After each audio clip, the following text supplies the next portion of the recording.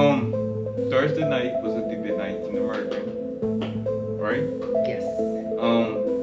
What's your thought? My thoughts are that, first, I'm very unhappy with the way that people are coming down on our current. So I'm happy to be here, mostly because I support this young lady and what she does with these other young ladies.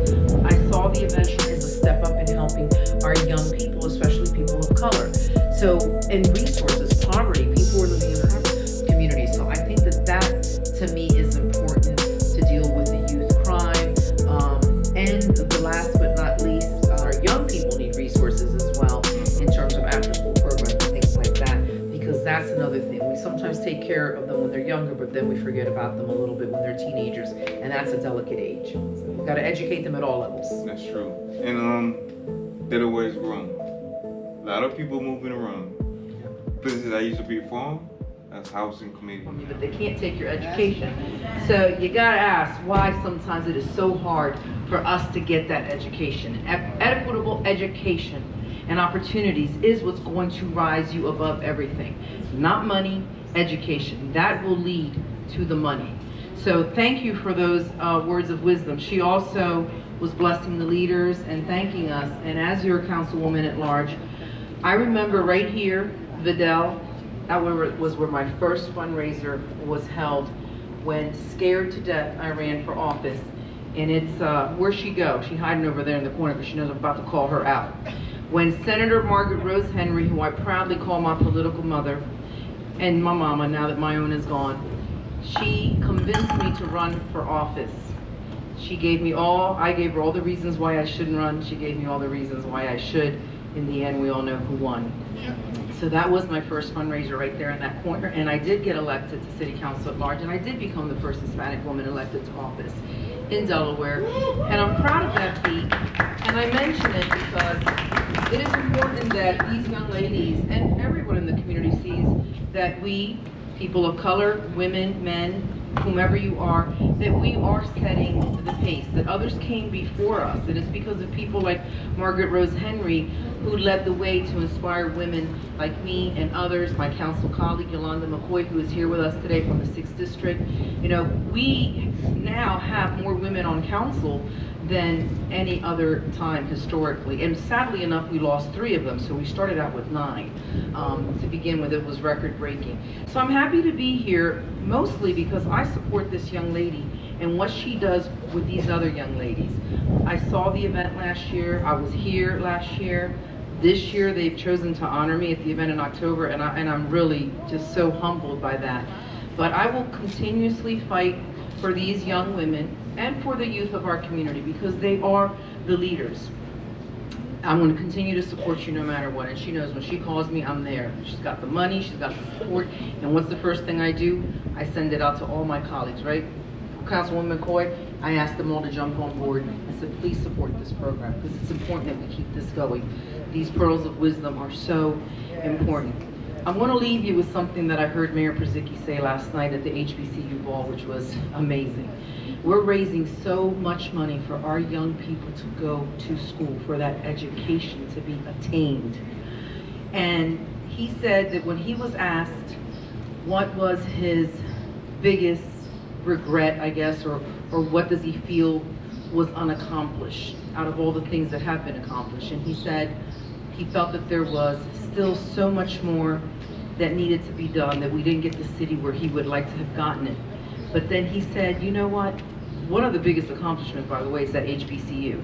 The way that that has grown, the way that the money is coming in for scholarships, and our young people are really, really going to school, because education is the key. He said, what the accomplishment will be is that these young people who go to school, who now go to get those degrees and go to college, will come back and they will finish the job that we weren't able to finish. That's how powerful it is, and that is why it's so important to mentor these young women, to make sure that they have that support so that they could go on, get that education, and come back and be the future leaders. And please pray for us, because yes, it is great to be a leader, but let me tell you, it is not easy. Not in this time and day. Look at how they attacked our poor president because he had a bad night. That we are constantly under attack. This council more than ever has been under a lot of attack, so please pray for us. Welcome back, guys, to another video. I'm sitting next to Councilwoman of Wilmington, Delaware, Miss Maria. How you doing? I'm doing well today. Thank you for having me. Yeah. Right now we at the Girls with Prayer event, and I'm met up with her, and I decided to ask you a couple questions, right? Great. All right. Happy to answer them. All right. Before we get started, I want to talk about your accomplishment a little bit. You all right? You make a lot of history in Wilmington, Delaware. Well, I am the first Hispanic councilwoman in the city of Wilmington, also believed to be the first Hispanic woman elected to office in Delaware. 12 years ago, I was telling a little bit about my story in 2012 when I ran for the first time for city councilwoman at large, where my good friend, mentor, and political mother, as I call her now, Senator Margaret Rose Henry, made a phone call. We had a conversation, and she urged me to run because there was a vacant seat on the city council at large, and she knew that I had done all the work in the community, that I have been on different boards, that I've just been out there fighting the good fight, especially serving on the different boards for different causes. And I had worked for Mayor Sills, who was the first African American mayor in the city of Wilmington. I had to talk myself into the position of receptionist because he said I was overqualified, but it was the only job that he had left.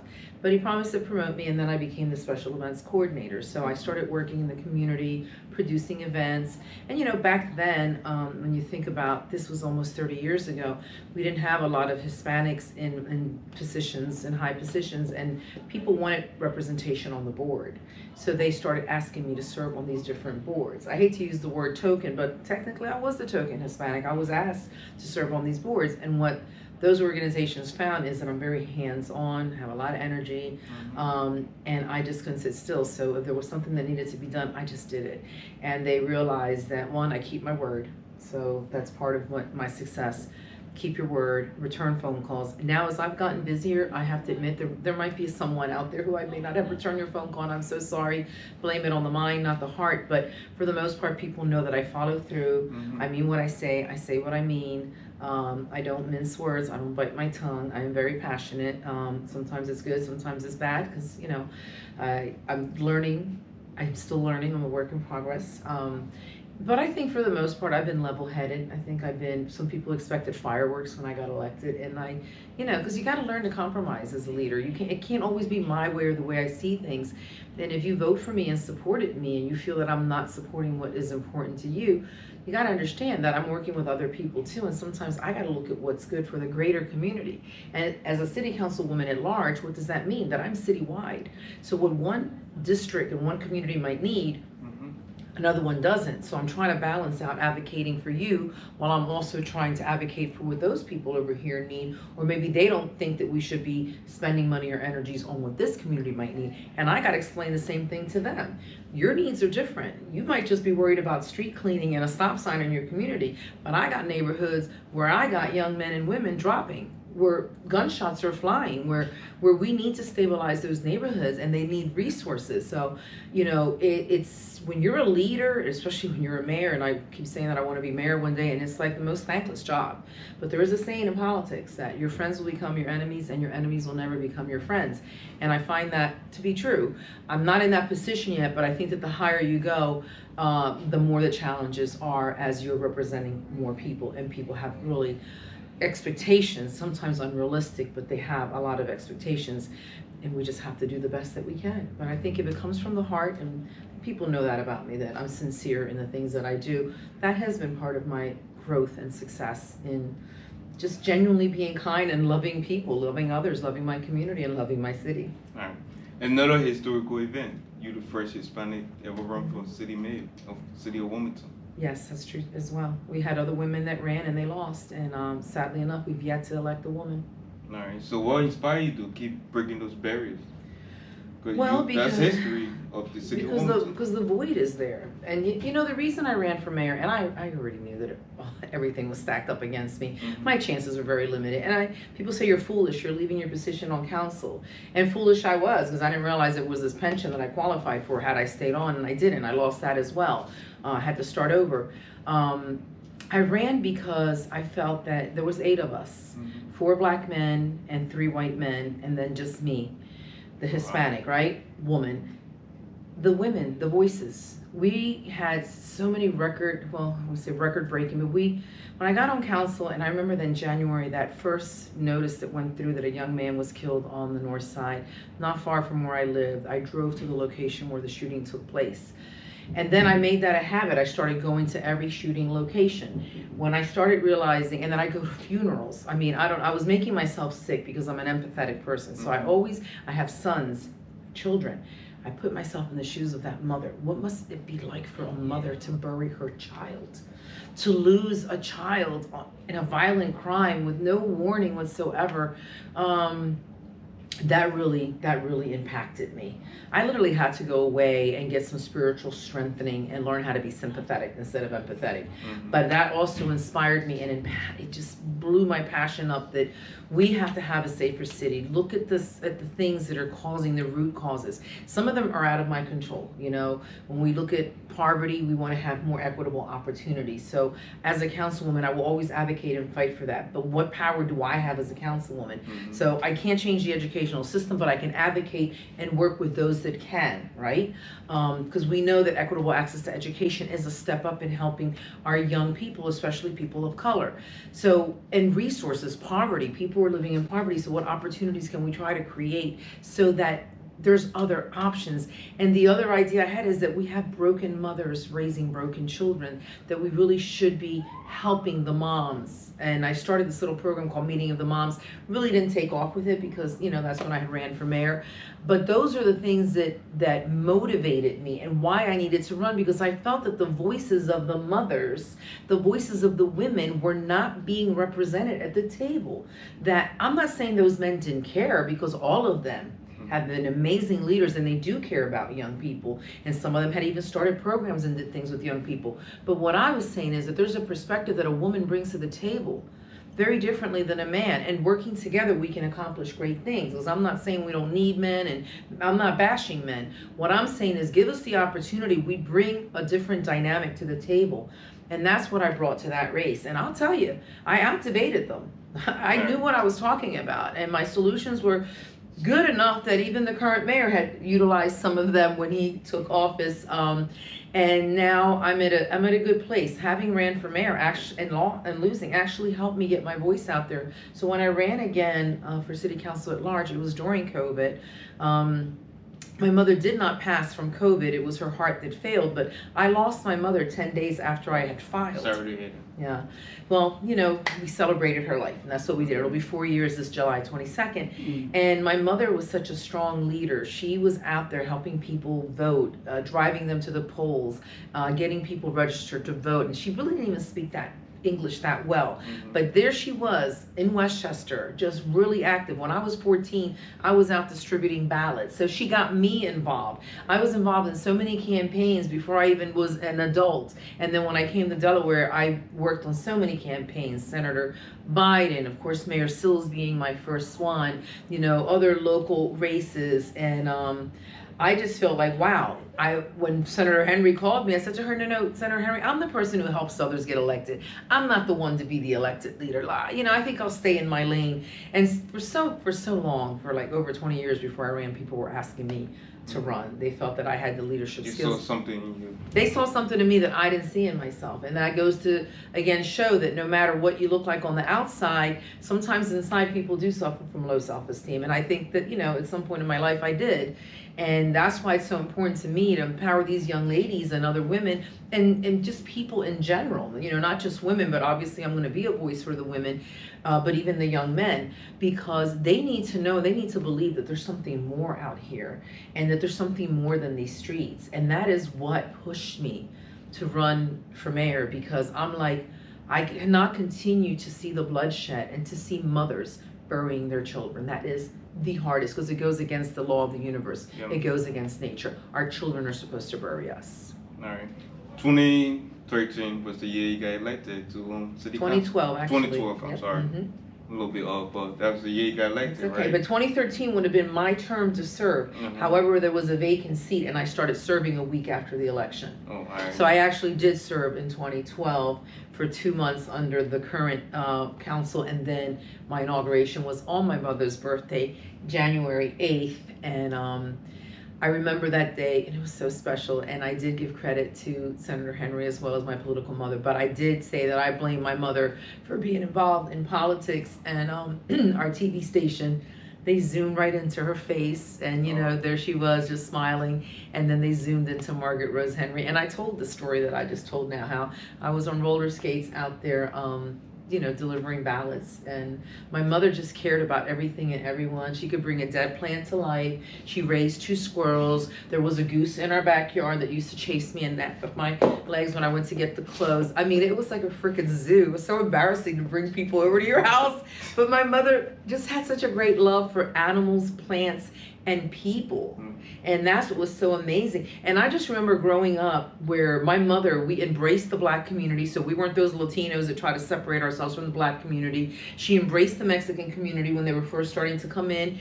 And she embraced the gay community. So it's like, I didn't grow up with those prejudices. It's like my mother was so encompassing and loving of all people. So it wasn't something new for me because it's new now. No, we were always just kind to others. And kind to poor people, because somehow that seems to be a prejudice that folks have also against poor people. All right. See, you were at the Juneteenth celebration, right? Yes. All right. That was a history. That's a history event people want to put in the past, but some people always say like past always repeat itself, right? Yeah. So as you in power, political power, what you doing to make sure history don't repeat itself? Well, first, let me tell you that history was my favorite subject in school. Yeah. That is the subject that I excelled the most in, and that was my honors class when I went to high school. They asked me, so we'll be in the history honors class. And I remember that one of my kids said, I don't know why we have to study history. What is so important about this? And I'm like, you just don't understand. History is probably the most important class that you should take, because if you don't learn about history of how we got to where we are now, we need to learn from the past, especially the mistakes of the past, so that we don't repeat them in the present or in the future. We help to shape the future by making sure we don't do the same thing. So when we try to put history underneath the carpet, because some of our history is ugly. Nobody wants to think about the fact that we enslaved another human being. And then the reasons that they gave, because the church would say, the Christians would say, it goes against God's word to enslave another. You cannot enslave another human. And what did they do to justify it? They said, but they're not humans. They're subhumans. Go no further than to television and the media. If you go back to those old shows that they used to show, the Pickaninnies, right? I only learned this in college, because they didn't teach this in high school. So I learned this in race, religion, and culture. That was the most empowering class for me. They showed the TV shows where the little children, the little black children, their hair was kinky, unkept, disheveled, running up the trees while the lions and the tigers and the bears were chasing them. They projected the black community as being subhuman. And that to me is the biggest atrocity of all, and that we still try to keep opportunities away is so sad. And whether it's the black community, Hispanic community. Today on a Facebook thread, people were questioning the dance, and it was the original dance of the Africans, the African music, La Plena, La Bomba. And this, we have a big festival in Puerto Rico, especially Loíza. Loíza is one of the towns where you will find the darker Puerto Ricans with the coarser hair. Why? Because when the Spanish brought the slaves to Puerto Rico, they were doing what? They were reaping the sugar cane. And they lived on the coast. So the coastal towns in Puerto Rico, you will see people who look like you more so than like me. But we also had the European influence because the Europeans came. I even had my DNA done, and I didn't find my traces of Spain in Africa, but I know they will on the next level. They said my strongest DNA was from Scotland. So here I am. I'm like, what? I'm more European than black? What? Because I embraced my blackness. And so that was a little shocking for me. And then there was Peru and Qatar. So I guess I got Middle Eastern in me as well. So I share this to say that we all come from different backgrounds. And the only race we should really be concerned about is the human race. That is who we are. And to close up on that comment on why Juneteenth is so important, and I said this in the parade, is we got to know our history. We have to celebrate who we are. And we can't hide what was done to people and is still being done to people in this country. We have to learn from those those mistakes, and we have to do better, because what you do to one of us, you do to all of us. All right. Early child care, right? I got when I begin to die, I decided to try something a little different, right? I invest, early child care for my son. Mm-hmm. Now, my son a little bit older. I see the difference when I was his age and his age now, how smart and advanced he is, right? Mm-hmm. What the city of Wilmington or Delaware doing to help with early child care? Early education? Yeah. Okay. Well, early education, I think, is really important. And one of the things that I'm so happy to see is that, number one, we have put additional monies into our Head Start programs, after school care, preschool care, and we have full day kindergarten now. So you don't have to worry about, oh, my kid only goes to school in the morning or the afternoon. So the earlier that you teach an educated child, that is important. Our Governor Carney, has definitely done a great job in putting money into our schools. We know that we have a flawed system here in Delaware, and the governor, people think that when you get elected to office, you can just move a magic wand and everything is done. There's people in Congress, our president, there's things he wants to get done, he cannot get done if the Congress doesn't agree to vote for those things. The same thing happens in Dover with our legislature. There's many more things our governor wanted to do. There's many more things that our mayor wanted to do. But you are dependent on other people having to vote that in, like a city council, like a county council, and a Congress, and a legislature. I don't think Wilmington, Delaware is ever going to change the system that they have of 19 school districts. They need to take all that money that they spent on those school districts and have 3, for God's sake, we're the second smallest state. Even California has 3 school districts, and we don't. We have 19. But what the governor did do is they built 2 new schools in Wilmington, which we haven't seen. Through the work of the Reading Educational Consortium, which I was just added to as a board member, never to replace, but to take the space that our most wonderful Ted Blunt, my good friend and mentor, occupied. So with that, I can tell you that in Delaware, early childhood education is important. Monies has been put into programs for full-time kindergarten, and to make sure that we get these children started at an early age. The Latin American Community Center just built an early education center, which I was happy to support with $10,000 of ARPA money that the mayor distributed to council so that we could distribute to our community.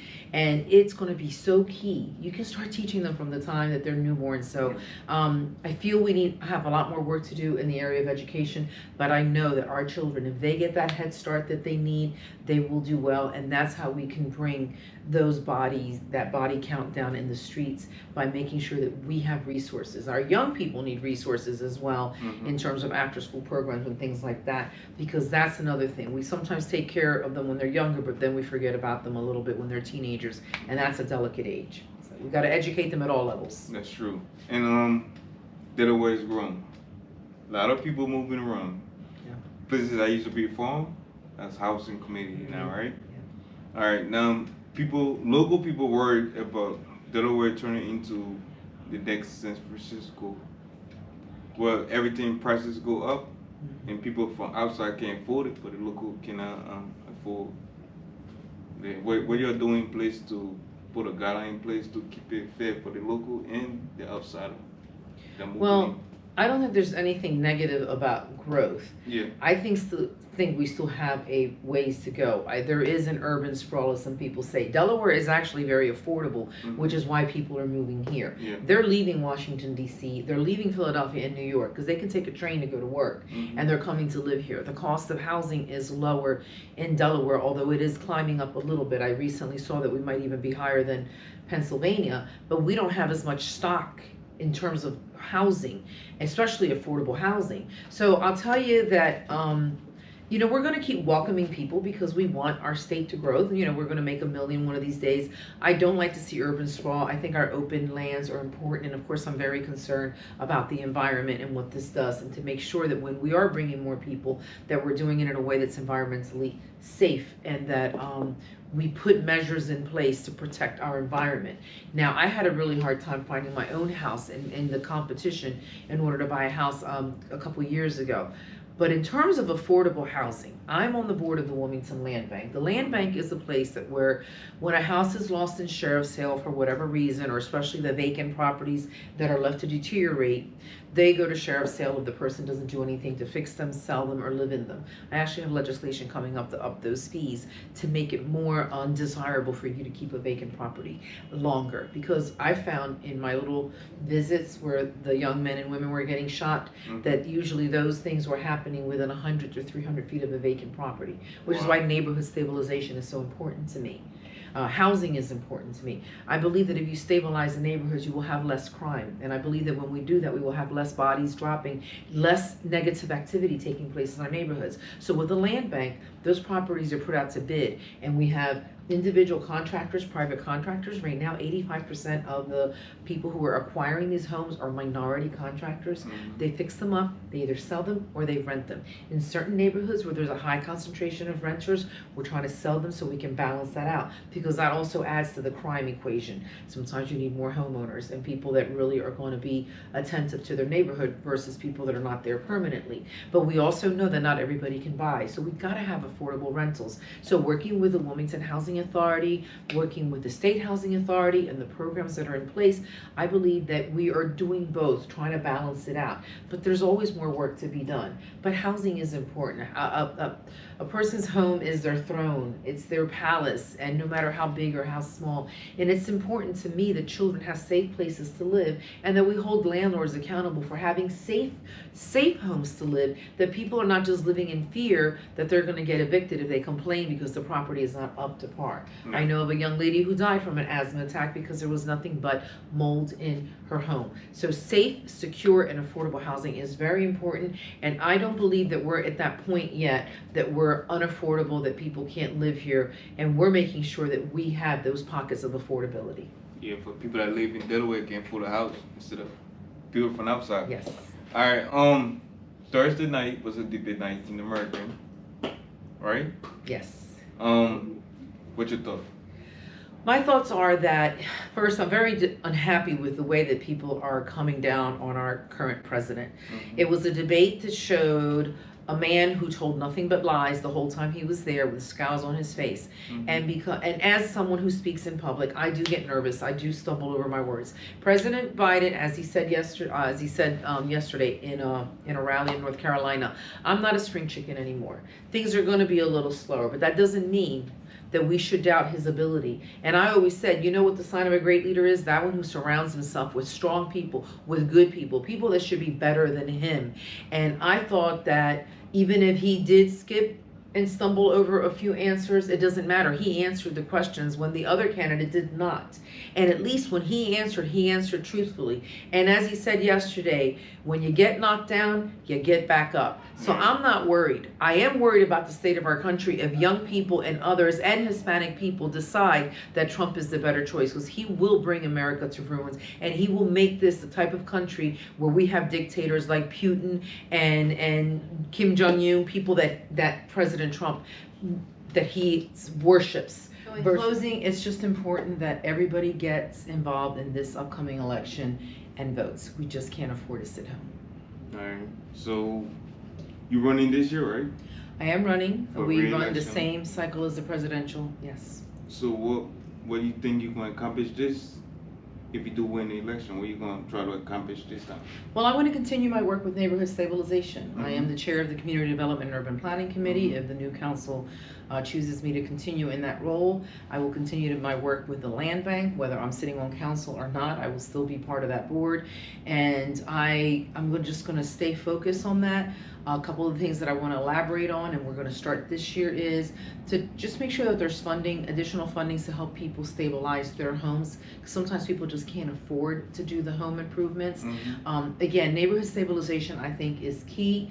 The other thing that we had discussed with the governor is that there really needs to be more money. If he could put that money now from the state, we need to have local and accessible places for young people to go after school, to do productive things, to get the tutoring and the help. We have a lot of programs, but we need more, and we need them to be accessible, because we do have wonderful centers, but not every child has access to those centers in certain communities. So I think that to me is important, to deal with the youth crime. And the last but not least, one thing that I want to do is just really try to get people to eat healthy, do more of community gardens where they feed themselves, because health really, all of that has to do with what you eat.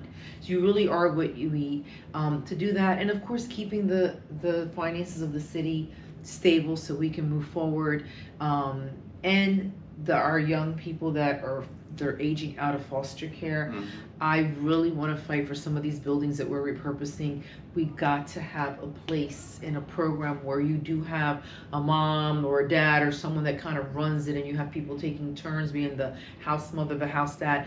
But these young people that are aging out of foster care need somewhere to go. Yep. They can't be homeless, That's they true. can't be in the streets, and then they won't be able to go to school if they don't have what they need to be able to take it to the next level. And we want these young people to apply for those scholarships to go to an HBCU, because we're raising so much money for that. And it's a successful program that was started here by one of our very own. Her name is Ashley, and she is just amazing, works with the mayor's office, and we want to continue to support that. All right, Councilwoman, thank you for being here. I appreciate you. And any final thoughts to the people? Well, I'm just going to continue to fight for equity for all, equity for our seniors. Make sure that we have handicap accessibilities everywhere, so that you can travel, that you can leave your home. A lot of times people wouldn't talk about the seniors, the moms, that the moms have the support that they need, so that they're not alone in raising their children, and programs like Girls with Pearls and others that can help mothers with the challenges that they face at home. Most importantly, I ask people to get involved, call, ask questions, engage. Don't judge until you get all the facts about what's happening, because there's a lot of disinformation out there that people like to share. And I've always been open to have a conversation with anybody, and I'm here to support everyone, Black, white, Hispanic, young, old, doesn't matter, Asian. I'm just someone who came from a background where none of that matters to me. But I'm definitely here to make sure that there's equitable opportunities, because with that, we can all grow and we can all have a fair share of this thing that they call the American dream. All right, thank you. See you guys next video. Appreciate you. Thank you.